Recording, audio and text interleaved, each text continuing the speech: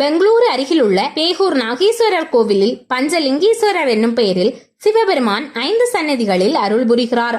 இவர்களில் நாகேஸ்வரர் சன்னதியின் முகப்பில் சூரியன், சந்திரன் ஒரே இடத்தில் உள்ளனர். இங்கு வழிபடுவோர் அனைவருக்கும் அமாவாசையன்று சிவ தரிசனம் செய்த புண்ணியம் சேரும். போதாயன மகரிஷி இங்கு பிரதிஷ்டை செய்த சிவலிங்கங்களை வழிபட்டால் உடல் நலம், தொழில் வளர்ச்சி, திருமணம், குழந்தை பேறு, சௌபாக்கியம் என அனைத்தும் கிடைக்கும். இங்கு கிழக்கு நோக்கி 3 சன்னதிகளும், மேற்கு நோக்கி 2 சன்னதிகளும் உள்ளன.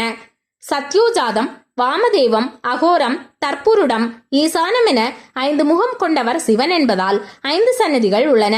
இவர்களில் நாகேஸ்வரர் தொழில் வளர்ச்சி, காளியமடேஸ்வரர் குழந்தை பேறு, சோழேஸ்வரர் திருமணம், கருணேஸ்வரர் ஆரோக்கியம், நாகேஸ்வரர் சௌபாக்கியம் அருள்கின்றனர். தெற்கு நோக்கிய சன்னதியில் பார்வதி இருக்கிறாள். நந்தியின் அருகில் நின்று நாகேஸ்வரர் அம்மனின் சன்னதியை ஒரே நேரத்தில் தரிசித்தால் ஆத்மபலன், மனபலம் உண்டாகும். சிவ தரிசனம் செய்பவர்கள் பணிவாக வாழ வேண்டும் என உணர்த்தும் விதமாக சன்னதியின் வாசல் குறிந்து செல்லும்படி சிறியதாக உள்ளது. தல விருட்சமாக வில்வம், வேப்ப மரம் உள்ளன.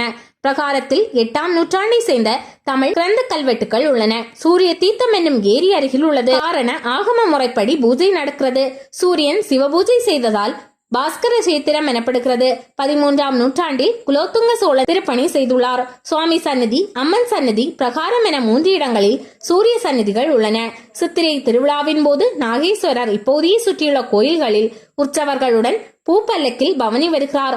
அப்போது ஒரே நேரத்தில் 40 கோயில்களின் பூப்பல்லக்குகளை தரிசிக்கலாம்.